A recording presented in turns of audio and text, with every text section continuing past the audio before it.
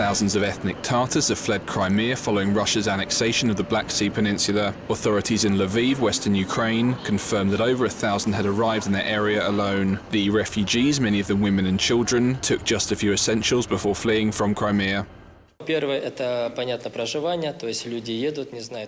First, it's accommodation, as people don't know where they will live. But thank God, we don't have problems with accommodation now. The regional parliament is resolving these issues. They provide accommodation either in health spas or hostels, hotels and in the private sector. And the second main issue is, of course, food. Thank God we don't seem to have any serious problems with food anymore. At some places the food is being provided. At some spas we cook ourselves. People donate tableware, so that issue is also being resolved.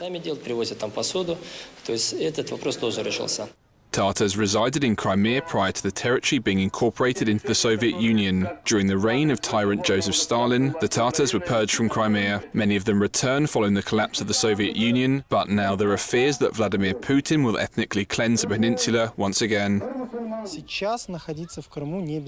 It is not safe to stay in Crimea at the moment. Why? Everybody has their own reasons. For Crimean Tatars, it is their genetic memory and lack of any trust for what the Kremlin is saying. You yourself sees that the agreements are not being honoured, and whatever has been promised verbally cannot be trusted. So the majority of the Crimean Tatars feel very scared right now. At least 250,000 Tatars reside in Crimea, making up around 12% of the local population. The Tatars boycotted the recent discredited referendum held under the barrel of a Russian Kalashnikov and are considering holding their own referendum about whether to be part of Russia or Ukraine.